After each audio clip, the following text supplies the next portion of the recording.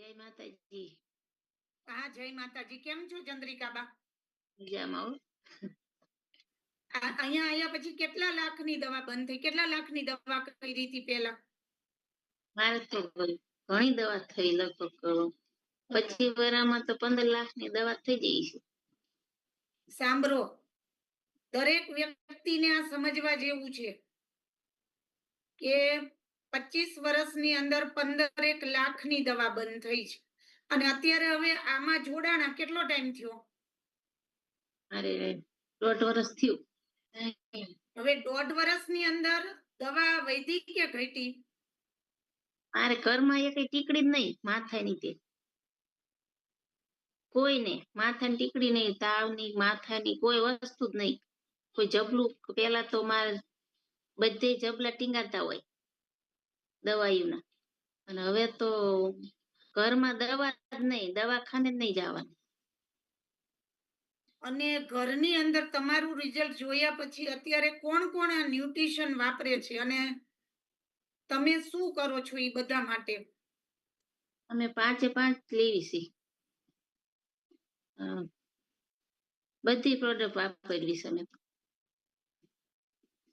N પપ્પાને લેવડાવું છું, હું તે બે બેનું ની તે બાબાની તે બાબાને ડાયનોસેક પઉં છું, અને મારી દીકરી સાસરે એને પઉં છું, અને ઘરે છે એને પઉં છું. ઘરે છે એ ડાયનોસેક પીવે છે. હવે અમારા ઘરમાં દવા જ નહીં, થાકી તે દવાખાને જવાની જરૂર જ નહીં. અને પેલાની જિંદગી કેવી હતી કણસથી? ચંદ્રિકાબાઈ, એકવાર વર્ણન કરો એટલે ક્લબમાં દરેક વ્યક્તિને ખબર પડે કે ક્લબ શું છે આ તમારો. પેલાની જિંદગી તો એમ જ હતી કે હવે આ ચમ જિંદગી કાઢવી, એમ જ હતું. દવા ઉપર જ હું રહેતી, મારે દવાનું જ શરીર થઈ ગયું હતું. અને અત્યારે તો હાવ એટલે દવા બંધ જ છે. મને માથાનો બહુ દુખાવો હતો, કેળનો દુખાવો હતો, પગનો ને હાથનો ને આખા શરીરમાં બધી સ્નાયુ બધી ફેલ થઈ જતી. એ વાળ જેવી નસો હોય ને એ બધી ફેલ થઈ જતી. એ બધો અત્યારે સુધારો થઈ ગયો. અત્યારે કામ આખો દી મને થાક ન લાગે, થાક જેવું નામ જ નહીં. આખો દી કામ જ કઈ કરું. અને પેલા જ્યારે એવી પરિસ્થિતિમાં કોઈ કહેતું કે લાવો તમારા બચ્ચા નાના છે તો અમે કામ કરી દઈએ? ના, કોઈ વસ્તુ નહીં. આવું ખાટલા વયસ હોય તો કામ ઊભું થઈને કરવાનું, પાણી ગ્લાસ દેવા વાળું કોઈ નહીં. હા, તો એટલા માટે તમે વિચારો.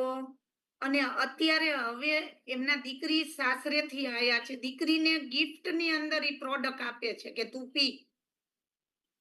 હું એને હારે જ દઉં છું, હારે જ દઉં છું. જયારે આવતા આપી દેવાય કે લઈ જા. એટલે ઈ ડેલી જોજો તમે, ક્લબ ની અંદર જેવું સ્ટાર્ટ થાય ને એવા ઈ જોડાઈ જાય છે. અને એવું અત્યારે નહીં, પાણીનો બધો આખા ઘરને ખટકો રખાવાનો. પાણી આખું દી કામ ભલે મોડું થાય, પણ આ વસ્તુ પેલા કરવાની. સવારમાં તે બધા નાસ્તા પાણી કરી લે, પછી કામે સડવાનું, પછી તે એમની બધાની સેવા કરીને પછી તે કામ કરું. પછી હું કહું મારે ભલે મોડું થાય, પણ પેલા હે ને હું કહું એમ કરવા માંડો. હા, બપોરે તે 3 ભલે વાગે, પણ કામ ખાવા પીવાનું કમ્પ્લીટ જ રાખવાનું. ચંદ્રિકા 1.5 વર્ષની અંદર બોલો તો જમવાનું જેમ તે નહીં, જમવાનું વ્યવસ્થિત જ જમવાનું. હા, અને અત્યારે મારી દીકરી એને તે વ્યવસ્થિત જ જમાડવાની, અને આયા એટલે શરીર કમ્પ્લીટ કરવાનું. હું કહું કે શરીર સારું રાખવાનું, કામ કરી એવું કરવાનું. જ્યારે શરૂઆતમાં તમને હેલ્થના પ્રોબ્લેમ હતા તો તમે કેટલા ડોક્ટરને તમે બતાવેલું હતું? હું 15 દિવસે હું દવાખાનું બદલાવતી હતી. સુરેન્દ્રનગર તો ઘણા, પરિમલમાં, ચર્ચામાં, મહર્ષિમાં, અહીંયા ઘણા દવાખાના ફરી. અને અમદાવાદ હું મહિને દવા લેવા જતી હતી. અહીંયા 4000 ની દવા થતી હતી. 800 રૂપિયા 800 રૂપિયા કેશ ના થતા હતા. 800 રૂપિયા કેશ ફી થતી હતી. હા, અને અને તોય મહિને ડોક્ટર તમે શું 4 કહેતા હતા? હજારની દવા આપતા હતા. મહિને 4 જણની દવા થતી હતી. અને તોય તમને ડોક્ટર શું કહેતા હતા? તમને શું પ્રોબ્લેમ છે એનું કોઈ તમને સચોટ નિદાન તમને આપતા હતા? અને એમ કહેતા હતા ગાદી ખસી જાય છે તમારે, કે પણ કે તમે ઓપરેશન કરાવશો ને તો કોઈ કામ નહીં કરી શકો. બરાબર. એમ તમારે કે નીચે નહીં બેસવાનું, વાંકું નહીં વળવાનું, કે કપડા કે નીચે બેય નહીં ધોવાના, ડોલ નહીં ઉસકવાની, કોઈ વસ્તુ બરાબર. બધી ના જ પાડતા હતા. મને વાંકું વળવાની મને ના જ પાડતા બધા ડોક્ટર. પણ પછી તોય મળતું જ નહોતું. અને અમદાવાદ પાલડી મેં આખા શરીરનો MRI કરાયો. રાઈટ. ને પછી ઈ MRI કરાયો ને પછી અમને રાજકોટ મોકલ્યા. રાજકોટ ત્યાંય તે 2500 રૂપિયા એક ઇન્જેક્શન દીધું મને, 2500 રૂપિયા થયા હતા. બરાબર. કરોડનું ઇન્જેક્શન દીધું હતું મને. હા. તો ઈ ઇન્જેક્શન તો મને એમ થઈ ગયું કે ઈ વખતે તો ભગવાન ભાળી જતી. મેં કીધું રહીશ જ નહીં. ત્યાં જ તે ત્યાં બરાબર. પછી મારા નણંદના ઘેર ગયા ને તો મને આમ 2 ભાન ગોળે થઈ ગઈ હતી. ને મટ્યું નહીં ને બહુ દુખાવો ચાલુ થઈ ગયો. તોય મટ્યું નતું. પછી પાછા સુરેન્દ્રનગર વાળા ડોક્ટરે મને રાજકોટ મોકલ્યા બીજા દવાખાને. તો અહીંયા બરાબર. તે પછી મને ઊભું રહેવાનું કીધું કે તમારે સખત ઊભું જ રહેવું પડશે. હું 9 મહિના ઊભી રહી. એટલે 9 મહિના તમે ઉભા રહ્યા હતા સતત? નીચે હા. બેસવાનું નહીં, કશું જ નહીં, એ રીતે જ તે. ના, વિચારો. બેસવાનું જ નહીં, વાંકું નહીં વળવાનું, બેસવાનું નહીં, ખાલી હાલવાનું જ તે. ને પછી શેટીમાં આમ આડું પડી જવાનું, શેટીમાં બરાબર. બેહવાનું નહીં. હા. મારા ગઢા સાસુ પાસે થયા બરોબર ઈ વખતે. કે બરોબર. મારે ઉભા અમે બધા પછી ભેગા રહેવું પડે. યસ. એટલે હું 20 જણાના કપડા ઉભા હિંકેલતી હતી, 20 જણાનું ઉભા શાક બનાવવું, ઉભા રસોઈ બનાવવાની રોટલા, થાય. રસોઈ બરાબર. બનાવવાનું ઉભા તે વાયસણ ગેંડીમાં બધા 20 જણાના ઉટકી નાખતી હતી. ઓહો હો બાપરે. નીચે હું બેસતી જ નથી. 9 મહિના ઊભી રહી. અને બરાબર. સવારમાં તે ઉઠીને કામ કરાઈ નાખવું. આપણે ભાગ્યા ભેગું રહેતા હોય એટલે કામ કરવું પડે ને. કરવું જ પડે તો. પછી 10 વાગ્યા સુધી કામ કરાવું, 10 વાગ્યા હાલીને વાડીએ જવું. બરાબર. અહીંયા વાડીએ જઈને આટો મારીને પછી તરત ને તરત હાલતી જ થવું. એટલે 4 વાગે સાંજે 4 વાગે અચ્છા. ઘરે આવવું. એટલે પછી પાછું આવીને કામ જ કરવાનું, રાતે હુવા પામું. ઓકે. ચંદ્રિકા, તમને આ જે પ્રોબ્લેમ છે કેટલા વર્ષથી તમને પ્રોબ્લેમ હતો?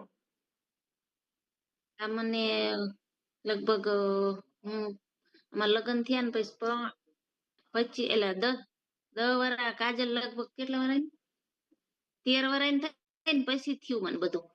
એટલે કાજલબા જ્યારે 13 વર્ષની ઉંમરના થયા ત્યારે આ પ્રોબ્લેમ થયો. ત્યારે કાજલબા 25 વર્ષના છે, એટલે તમને 12 વર્ષથી આ પ્રોબ્લેમ હતો. હા, બરાબર. આ 12 વર્ષથી આ પ્રોબ્લેમ હતો. અને આ કોમ્યુનિટીમાં તમને આવ્યા કેટલો સમય થયો? લગભગ 2 વર્ષ જેવું થયું છે મેક્સિમમ. 2 વર્ષ સાચું 2 આ 2 વર્ષ વર્ષ. 2 વર્ષ 2 વર્ષ. થયા. તો આ 2 વર્ષમાં તમે દવાખાનામાં કેટલી વખત ગયા બેન? હું એક દવાખાનું જઈ જ નથી જઈ. બીજું કે કાજલબાના 1-1.5 વર્ષ પહેલા જયારે લગ્ન હતા ત્યારે એમના ફેમિલીમાં બધા કહેતા હતા કે આ એક વ્યક્તિ એક સમય દવાખાનું કહેવાય કે આને કહેવાય કે આમને તો કહેવાય ને કે આપણે બીમાર જ વ્યક્તિ રહેતા હતા. તો આ લગ્નની અંદર કેમ દોડાદોડ કામ કરે છે, શું કરી રહ્યા છે, કે અને લોકો આંખો ફાડી જોઈ રહ્યા હતા ચંદ્રિકાબા માટે. ત્યારે એમને ખબર પડે બધાને કે આમને ન્યુટ્રિશન થી એમની પોતાની હેલ્થ આટલી સારી કરી છે. અને લગ્નની અંદર તમે જુઓ ને ટોટલી તમામ એમને એકલા જ કામ કર્યું છે. અને રિઝલ્ટ એમનું પ્લસ એમના ફેમિલીનું અને લોકોને મદદ પણ કરે છે. અને સરસ મજાનું રિઝલ્ટ પણ ડેવલપ એમને કરેલું છે. આઈ થિંક લગભગ એમને 12 થી 15 લોકોની એમને હેલ્પ પણ કરેલી છે. તો આવું રિઝલ્ટ લેવા માટે તમારે લોકોની હેલ્પ કરો અને તમારી પોતાનું જે રિઝલ્ટ છે એને કમ્પ્લીટલી 100% ડેવલપ કરો. યસ, સરસ ચંદ્રિકાબા, તો અમારા જબરજસ્ત. ઘરમાં બધી શાંતિ થઈ ગઈ દવાની. વાવ. દવા મેડિસિન ઘરમાં એમને શાંતિ થઈ ગઈ. છેલ્લા 2 વર્ષથી એમના ઘરમાં કોઈ પણ પ્રકારની મેડિસિન નથી. અને રાઈટ. ચંદ્રિકા, 2 વર્ષની અંદર કદાચ તમે આડાવરા થયા હોય તો તમને કોચનો ફોન આવે છે કે કઈ રીતનું શું કરો છો કે નહીં? હા, આવે કે ફોન ના આવે? આવે. વિચાર. ફોન આવે જ છે. હું ક્લબમાં ન જોડાણી હોય તોય આવે. તો આપણને પછી તો હવે તો એ રેગ્યુલર થઈ ગયા. તો એમને જો કોને એમના બોડી માટે એમને કર્યું છે, એમને જે વસ્તુ કીધી તો ઈ અત્યારે પોતાની કેર કરીને આખા ઘરની કેર કરે છે. ઈ જવાબદારી કોની આવે? તમારી આવે ને. લેડીઝ જેટલી ઘરની અંદર કમ્પ્લીટ હોય એટલું આખું ઘર કમ્પ્લીટ હોય. બરોબર? કેમ કે લેડીઝને વર્ષાબેન, હું બધાને દીકરીઓને હું પાણી હું એમ કહું, પાણી પીધું, પાણી પી લો પેલા, એમ કહેવાનું.